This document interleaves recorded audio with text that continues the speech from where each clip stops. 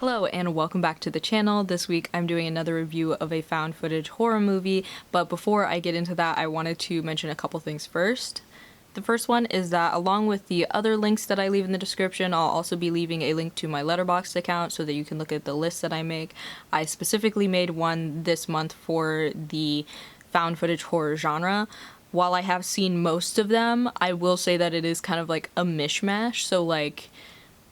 some of them would be considered good by the community, other ones not as much.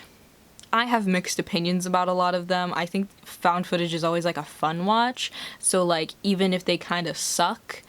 they're still kind of good. I don't know, like in the sense that they're just bad. The next thing that I want to mention is that even though I do have a schedule for like sort of how the month will go, I do recognize that like trying to do like 3 reviews every month of like the same genre might be a little much for people. So I think what I'm gonna do is I'm gonna sort of try to toss in some like different videos every once in a while just to like break it up a little bit. So yes, there will be like a theme every month and there will be a main podcast episode, and I think sandwiched sort of around that will be the reviews, and then in that extra week that's in the month, because a month is like 4 weeks, in that extra week I will try to like put in something different, whether it be like, you know, ranking movies or like talking about neurodivergent characters, because I don't think I need to do a whole month on that or a whole podcast episode. Like, I talk about it a lot, but yeah. Anyway, I have like a little side tangent that I want to go on, but I will do that at the end of the video, so if you actually like want to hear about it, then you can like see it at the end of the video. But if you just want to hear about butterfly kisses, let's get into it, you know? So in talking about the found footage horror genre, there's a lot of movies that are pretty bad, like just objectively not great, whether it be the quality of the film or just like the overall like general premise. A lot of the times they're kind of a miss. I personally find that that is what is happening a lot of the time with found footage horror, or at least like the classic sense of it, as in like there's some sort of like scary element that people are looking after and then it attacks them. However, I think as somebody who's seen like enough found footage horror movies to sort of know the tropes and know like which ones are like kind of good and which ones aren't as great, I feel like Butterfly Kisses is just such a great addition to the genre. Just like Creep, I think it's a great addition simply because it sort of subverts expectations, as well as the initial premise is also just very interesting, and it sets up the film to be a great commentary. But before I sort of talk about the commentary I think that it's trying to make, let's talk about the movie itself. So for a quick synopsis, Butterfly Kisses is a 2018 found footage horror movie about a guy who finds some tapes shot by students that were looking to prove a local legend about a guy named Peeping Tom. So part of the movie centers around the main character, this guy Gavin, and his reasons for wanting to use the film to make his own feature film. But it's also spliced with the footage the original students shot where they were setting out to prove this myth. So essentially, the myth is that at their local train tunnel, if you stand at the end at midnight for 1 hour straight without blinking, you'll summon Peeping Tom, a figure that appears at the end of the tunnel, and every time you blink, he appears closer to you until he is right in front of your face, tickling your eyelashes with his, which are considered to be like butterfly kisses, and he does this so that you'll blink and he can like kill you. So the students in the film, because nobody can really like keep their eyes open for an hour straight, like that's pretty much humanly impossible, they decide to use the camera as an eye, because cameras are actually fairly similar to an eye, like the way that the eye works. Like just how like in a camera the original image actually comes in upside down, and then within the camera it actually like has to mirror it and flip it so that it comes out upright. And that's the same thing that your eyes do naturally, that essentially we see the world upside down and then our eyes naturally flip it so that it's recognizable. But essentially they decide to do this in the movie. They use their camera, they set it out for an hour, and it seems like nothing has really happened until they start looking at the footage later. So as the students continue to film more footage for their like student film, they notice this figure appearing closer and closer with each of the shots that they are shooting. And of course, this begins to torment them. They start to have like fights within like the group and stuff, and it just becomes like really intense. However, on the other hand, this footage is spliced with footage of our filmmaker named Gavin. So Gavin literally found this footage, like the name of the genre says, but he found this footage and he, began watching it and wanted to see if the myth was actually true for himself. But he also wants to use this film to gain notoriety, essentially so that he can kick off his filmmaking career. It seems that Gavin has essentially been stuck in a rut. This happens actually to a lot of filmmakers where they end up filming freelance, or they get into like a very specific like niche or something, like filming like wedding videos and stuff like that. But he wants to make like real documentaries that are like hard hitting and very just like interesting. So he decides to hire a crew to follow him around as he investigates to see if these students' film was real and to see what happened to the students. But of course, like anyone who goes into something with the reason of wanting to make money, this turns out to interrupt his life, more so causing problems in his life. For one, it puts a strain on his home life between like him and his wife, and also they have a son, and so like part of this is that he wants to be sort of a breadwinner, that he wants to help support the family, but like doing these wedding videos, even though it does that, he doesn't want to do it. So very much like the artist struggle of wanting to do your art but not being able to make money off of it. But obviously that puts a strain on their relationship because, now their once stable, relationship with money and whatnot is now being strained. And part of the monetary strain is not only that he is no longer doing these like wedding videos, but also that he is using their money that they have at the moment, their reserves, and also part of his son's like college, like stuff he put away for college tuition and stuff. But he is using that money to have a production crew follow him around. The other thing that is also working against him in this film is the film itself. It is not picking up traction as he's trying to market it to people, because that's another half of being a filmmaker, is marketing to people and getting people to help you and want to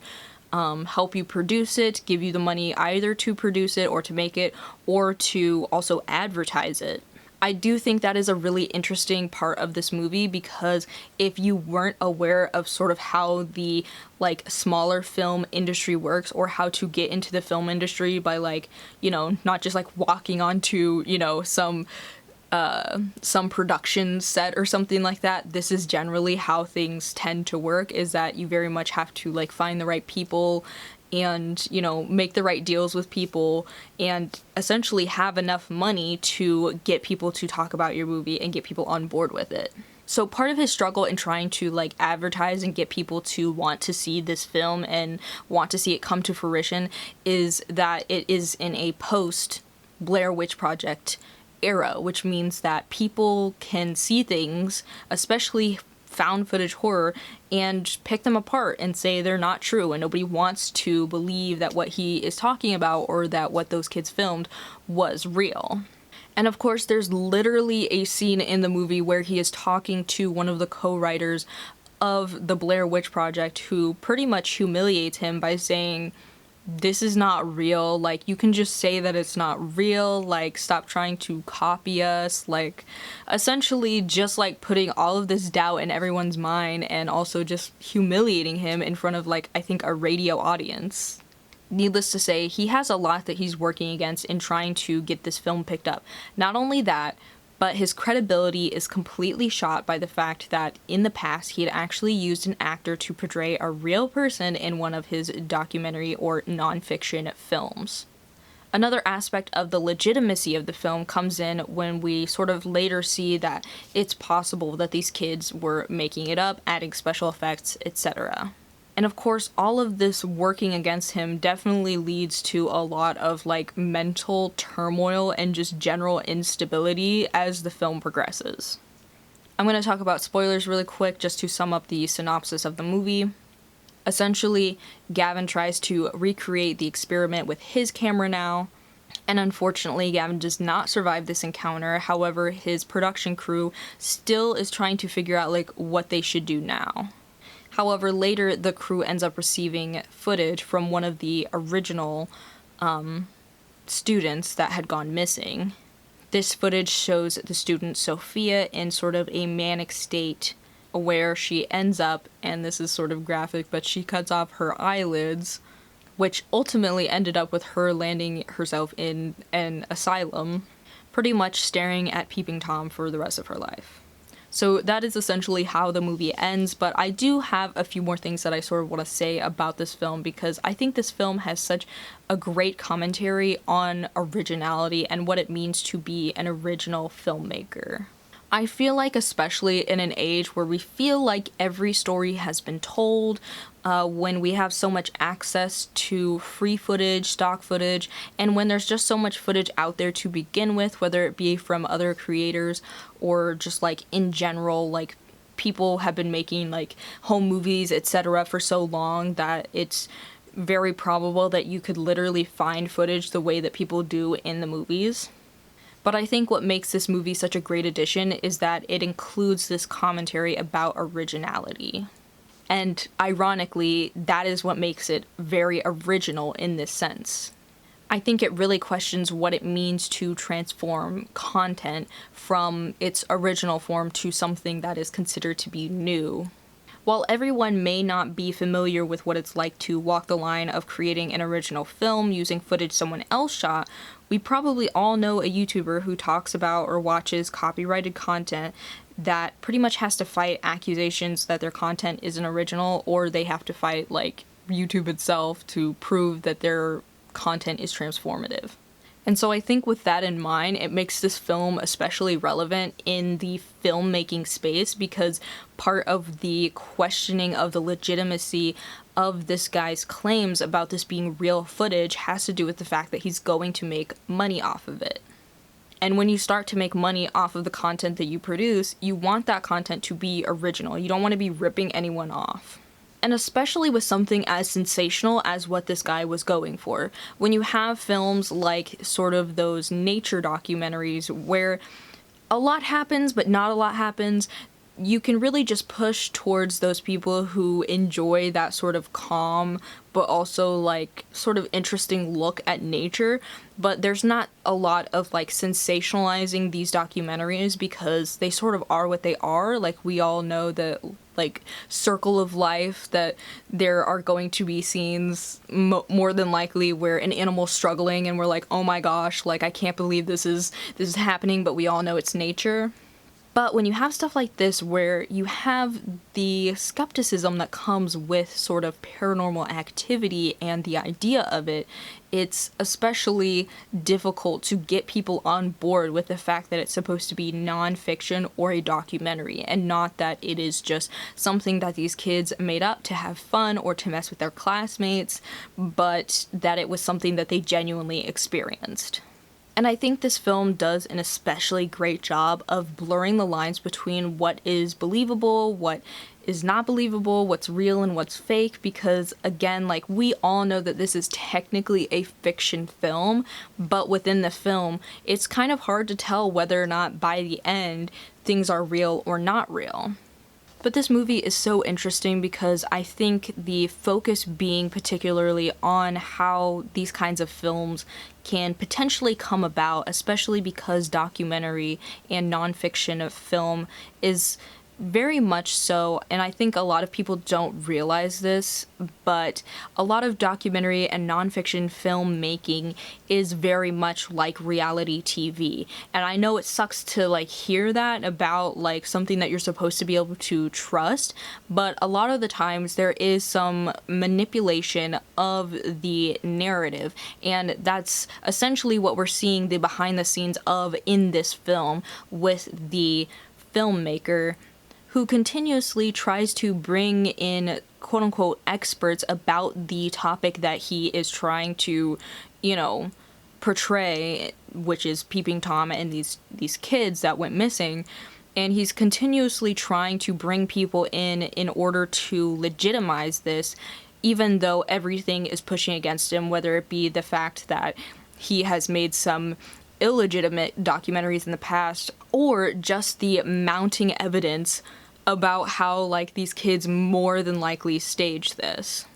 Which of course makes the ending even more interesting when we have sort of that question of whether or not it actually was real because of what happens to these people and what we see has happened to people who do attempt this sort of experiment.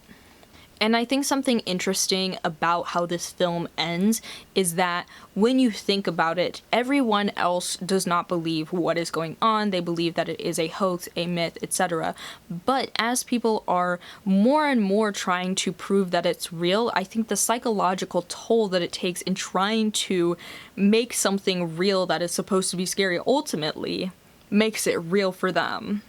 And I feel like that may have been part of the intention of this film, is that we can sort of drive ourselves into psychosis in this way of trying to prove something, of trying to sort of run after these artistic endeavors that are ultimately putting more strain on our lives than, you know, what the outcome would bring us. And something that I found that was interesting that doesn't really have anything to do with, like, the overall theme or, you know, greater things that I think are happening with this film is something more on the technical side that I thought was interesting, was that this is really shot like a mockumentary, as in it has multiple locations, it has multiple little, like, story arcs to it. We're not just seeing like with a lot of found footage horror movies where they're sort of like trapped in some place, and so now it's just scary because stuff is coming out to scare them. I recently rewatched the movie As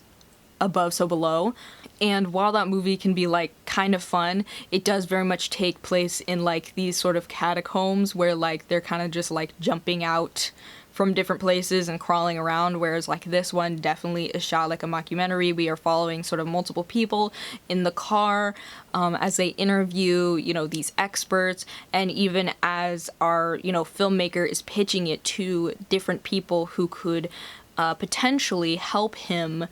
in, you know, getting this produced and out to the world.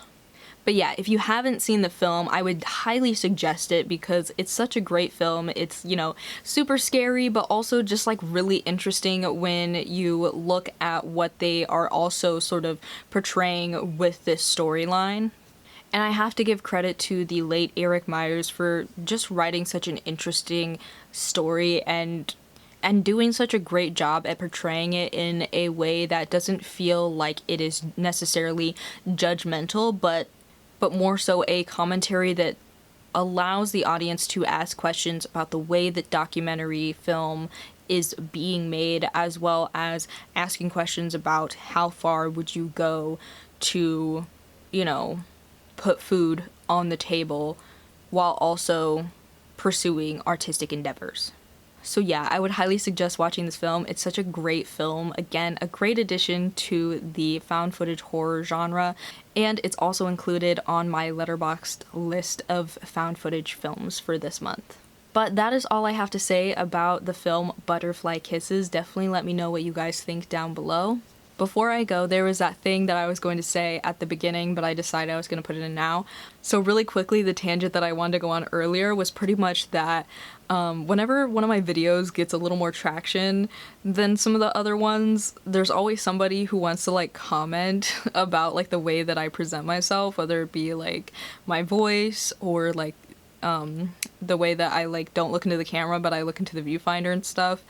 And I'm not mad, I'm just disappointed, because when people point stuff like that out, I usually just reply that I'm autistic, so that's like just the way that I am, I can't really change that. But another thing, when it comes to my voice, because this comment was specifically about my voice and like just how boring I sound, I will say that like, I feel like, and this is just from my own noticings of pattern recognition, I feel like if I were a guy, no one would criticize how my voice sounds, only because, like, they don't tend to receive that sort of nitpicky criticism about the way that they sound, especially, like, in the film analysis and, like, commentary sphere. A lot of them have, like, really monotone voices, and nobody says anything about it. So I'm not going to change the way that I do things. I'm just going to keep doing things my way, but Like, if anyone says anything inherently ableist, I will delete the comment and or block you, but I'm not mad at those comments. Just so you know, if I'm replying to your comment saying I have autism, it's not that I'm mad. I'm just disappointed. Anyway, that's all I have to say. I'll see you guys next week for another review, but on a different topic.